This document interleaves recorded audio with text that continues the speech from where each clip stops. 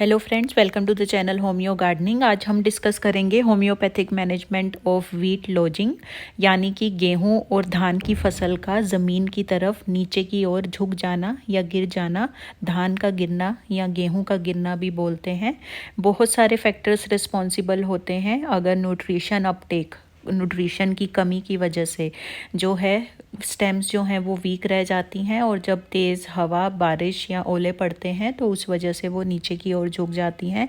कई बार कुछ हम खरपतवार नियंत्रण के लिए ऐसे दवाइयाँ डालते हैं तो उनकी डैमेज की वजह से भी जो डेवलपमेंट है वो प्रॉपर नहीं हो पाती फसल की, और उस वजह से जो फसल का तना है वो कमज़ोर रह जाता है, और जब उसमें दाने बनते हैं तो वो दानों के भार से नीचे की तरफ झुक जाता है।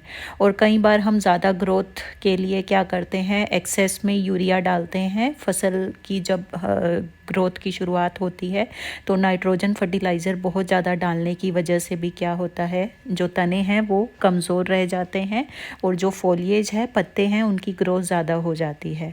तो इन प्रोपोर्शनेट ग्रोथ की वजह से जो तना है वो कमज़ोर रह जाता है, और जब उसमें दाने भरते हैं भार की वजह से वो नीचे की तरफ झुक जाता है।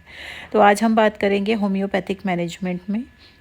होम्योपैथिक मैनेजमेंट में देखिए, अगर आप स्टार्टिंग से ही होम्योपैथिक माइक्रो न्यूट्रिएंट्स और फर्टिलाइज़र का इसमें इस्तेमाल करेंगे तो जो न्यूट्रिशनल इम्बैलेंस है वो आपकी गेहूं या धान की फसल में कभी नहीं होगा।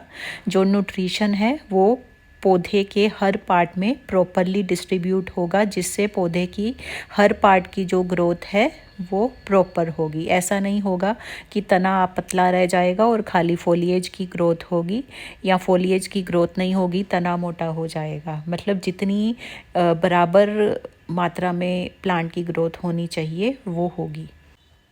इसमें इस्तेमाल होने वाली जो दवाई है उसका इस्तेमाल आप फसल की किसी भी स्टेज पे कर सकते हैं।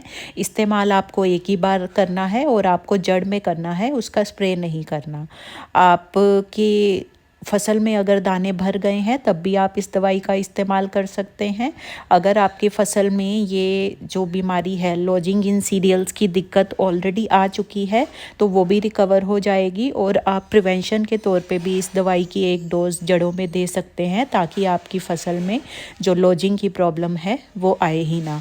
दवाई का नाम है कैलकेरिया फोस। ये आपको 30 पोटेंसी में लेनी है, और 1 एकड़ में आपको 100 ml जो दवाई है वो 200 लीटर पानी में मिक्स करके फसल की जड़ों में देनी है। दवाई का इस्तेमाल आपको एक ही बार करना है।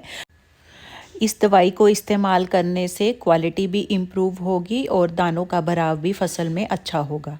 आज के वीडियो में इतना ही। वीडियो अगर थोड़ा सा भी यूज़फुल या इन्फॉर्मेटिव लगा हो तो अपने सारे फार्मर फ्रेंड्स के साथ शेयर कीजिए, चैनल को सब्सक्राइब कीजिए और बेल नोटिफिकेशन आइकन ज़रूर प्रेस कीजिए, ताकि नए वीडियोस की जो नोटिफिकेशन है वो आप लोगों तक पहुंचती रहे। अगर आप अपने खेत या फसल की किसी भी बीमारी के लिए पर्सनलाइज्ड कंसल्टेशन लेना चाहते हैं तो स्क्रीन पे दिए नंबर पे कांटेक्ट करें। आज के वीडियो में इतना ही। Thanks for watching.